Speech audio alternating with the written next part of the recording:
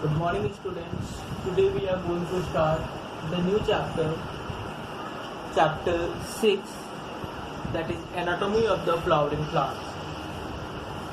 In last videos, we had discussed about the morphology. Morphology means external structure, like floral appendages or floral estivation, inflorescence, etc. Now we are going to discuss the anatomy. Anatomy means a type of histology. Okay? Histology means study of the tissue. Histology means study of the tissues of a plant और animal. किसी भी plant या animal के जब tissues के बारे में study करते हैं तो उस स्टडी को हम हिस्टोलॉजी कहते हैं. क्या कहते हैं? हिस्टोलॉजी कहते हैं. ठीक है.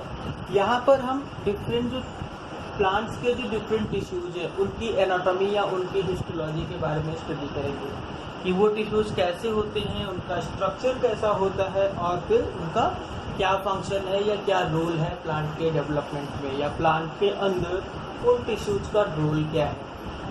ठीक है. So first of all, what is a tissue? So tissue is a group of cells. Tissue is a group of cells which perform certain specific functions and are similar in origin. The main character that they are similar in origin. They have common origin. वो किसी same type of cell से बने होंगे. जैसे आपने पीछे animals के chapter में पढ़ा था कि एक्टोडर्म, मीजोडर्म या इंडोडर्म होते हैं. हमारी बॉडी टेट्रोप्लास्टिक है और उसमें क्या है? ट्रिपल लेयर है. एक्टोडर्म, इंडोडर्म और मीजोडर्म. ठीक है.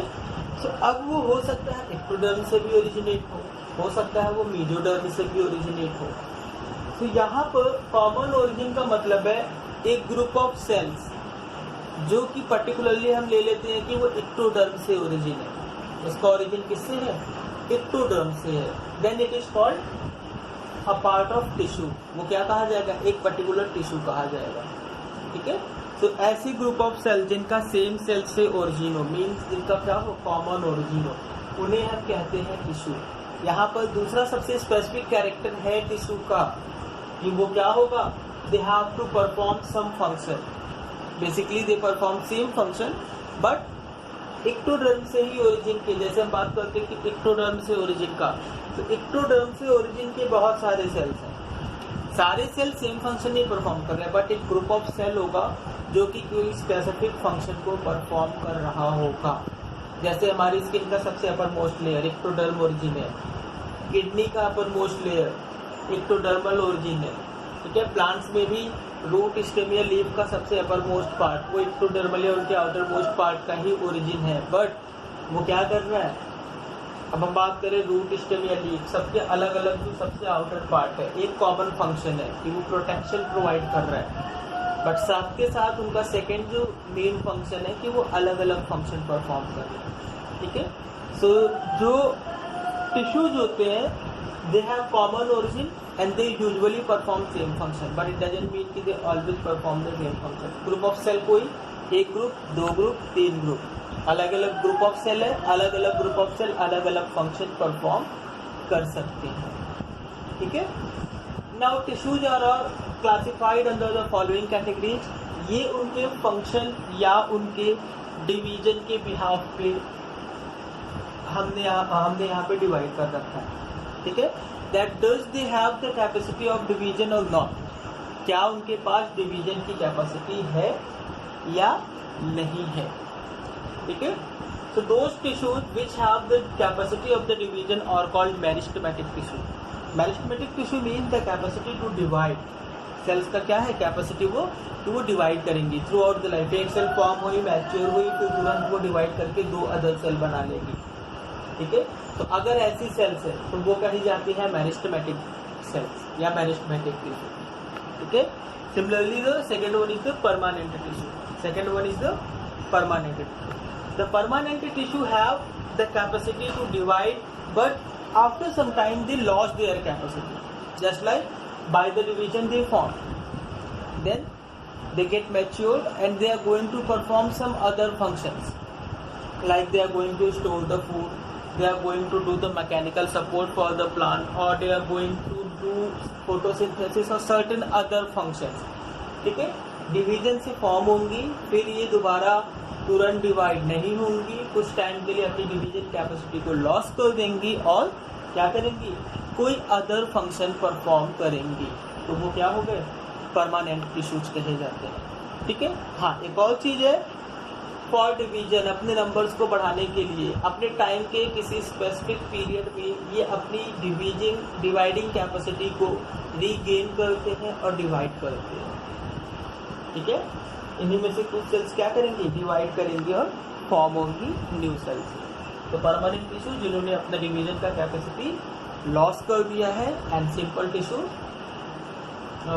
मेरिस्टेमेटिक टिश्यू जो कि कंटिन्यूसली क्या है, डिवाइड होती रहती है, कंटिन्यूसली डिवाइड होती रहती है। ठीक है। अब आते हैं इन मेरिस्टेमेटिक टिश्यूज के भी कई सारे पार्ट है। पहला एपिकल मेरिस्टेमेटिक टिश्यू है, दूसरा लैटरल मेरिस्टेमेटिक टिश्यू है, and third one is the intercalary meristematic tissue. ठीक है। Similarly, the permanent tissue. Permanent tissue is classified into two categories: the simple and complex. Simple tissues that are made up of the same cell, same type of cell, single type of cells से ही ये मिलके बना होगा, तो वो कहा जाता है सिंपल टिश्यू। ठीक है। जैसे पैरेन्काइमा है, कोलेन्काइमा है एंड स्क्लेरेन्काइमा है। ये तीनों ही टाइप ऑफ जो सेल्स हैं ये एक ही टाइप के टिश्यू से मिलके बने होते हैं। ठीक है। वो टिश्यू अलग अलग होंगे, but parenchyma same type of cell से मिलके बना होगा, कोलेन्काइमा भी सेम टाइप से मिलके बना होगा, बट वो पैरेन्काइमा या स्क्लेरेन्काइमा की सेल्स से अलग होंगी सेल्स। ठीक है। Similarly sclerenchyma basically fibre cells होती है, तो ये फाइबर के जो टिश्यूज होते हैं ये मैकेनिकल सपोर्ट का फंक्शन करते हैं। किसका सपोर्ट फंक्शन करते हैं, मैकेनिकल सपोर्ट का। इनके बारे में हम आगे डिस्कस करेंगे। Complex are of two type, xylem and phloem. Complex tissues are basically made up of more than one type of cell. Complex tissue क्या होती है, more than one type of cell से मिलके बने होते हैं। मतलब इनमें कॉमनली कहें अगर तो सिंपल टिश्यू के जो डिफरेंट टाइप्स हैं वो सारे जब मिक्स होके एक पूरा ऑर्गन लाइक बनाते हैं तो वो हमारा कॉम्प्लेक्स टिश्यू कहा जाता है। वो क्या कहा जाता है, कॉम्प्लेक्स टिश्यू कहा जाता है। Now we are going to discuss the apical, lateral and intercalary meristematic tissue with the live examples. Okay. First of all, the apical meristematic tissue. The apical meristematic tissue is found at the tip region. Apical meristematic tissue इस tip reason पे top के area में मिलता है। कहाँ पे मिलता है, इस टॉप एरिया में। किसी भी ब्रांच के, चाहे वो मेन ब्रांच हो या कोई लैटरल ब्रांच हो, जैसे ये और ये सारे क्या है, डिफरेंट लैटरल ब्रांचेज है। डिफरेंट क्या है, लैटरल ब्रांचेज है। तो हर ब्रांच के टॉप पोर्शन पे, हर ब्रांच के किस पे, टॉप पोर्शन पे जो मेरिस्टेमेटिक टिश्यू या डिवाइडिंग टिश्यू मिलता है वो क्या कहा जाता है, एपिकल मेरिस्टेमेटिक टिश्यू कहा जाता है। ये apical meristematic tissue now we can confirm कि ये रूट और स्टेम दोनों के ही टॉप रीजन पे मिलता है। दोनों के ही कहाँ पे मिलता है, टॉप रीजन पे मिलता है। ठीक है। सेकेंड है lateral meristematic tissue. The lateral meristematic tissue is found at the diameters.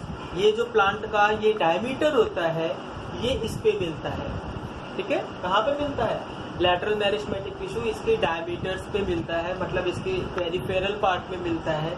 और ये प्लांट के ग्रोथ में, मतलब उसके थिकनेस इंक्रीज करने में, किसमें, थिकनेस इंक्रीज करने में हेल्प करता है। ठीक है। किसके इंक्रीज करने में, इसके डायमीटर इंक्रीज करने में। जब ये डिवाइड होगा तो प्लांट का डायमीटर धीरे धीरे बढ़ेगा, जबकि हम क्लियर कह सकते हैं कि लैटरल एपिकल मेरिस्टेम से क्या बढ़ेगा, प्लांट की हाइट बढ़ेगी। Third one is the intercalary meristematic tissue. Intercalary meristematic tissue is found at the nodes. Intercalary specially कहाँ मिलता है, नोड रीजन पे मिलता है। Node region in the sense the part from where the new branch arises. हम किसी भी plant में कैसे आइडेंटिफाई करेंगे कि इंटरकैलरी कहाँ मिलता है, सो वो पार्ट जो नोड रीजन होगा। नोड रीजन यानी कि जहाँ से न्यू ब्रांच डेवलप हो रही होगी। जैसे यहाँ पर इसमें न्यू ब्रांच इसमें यहाँ से डेवलप हुई है, फिर यहाँ से डेवलप हुई है। ठीक है। अलग अलग पार्ट से आप इसमें देख सकते हो कि जहाँ जहाँ से ब्रांचेज डेवलप हुई हैं हर उस पार्ट पे हमारा क्या है, इंटरकैलरी मेरिस्टेमेटिक टिश्यू प्रेजेंट है। इंटरकैलरी मेरिस्टेमेटिक टिश्यू की एक्टिविटी की वजह से न्यू ब्रांच का डेवलपमेंट होता है। किसका डेवलपमेंट होता है, न्यू ब्रांचेस का डेवलपमेंट होता है। सो इंटरकैलरी मेरिस्टेमेटिक टिश्यू यहाँ पे प्रेजेंट है, फिर जैसे यहाँ से न्यू ब्रांच डेवलप हो रही है तो यहाँ पर भी इंटरकैलरी मेरिस्टेमेटिक टिश्यू प्रेजेंट था, जिसकी वजह से क्या है, न्यू ब्रांच का डेवलपमेंट। अब हम कहेंगे इसमें कहाँ पर है, सो इसमें भी जहाँ से ये न्यू ब्रांचेस डेवलप हो रही है लीव्स के फॉर्म में, ये हमारा इंटरकैलरी मेरिस्टेमेटिक टिश्यू का क्या होता है, पार्ट होता है। ठीक है, सो हमने क्या पढ़ा, टिश्यू जो कि एक ग्रुप ऑफ सेल्स होते हैं जिनकी कॉमन ओरिजिन और कॉमन फंक्शंस होते हैं, वो कहे जाते हैं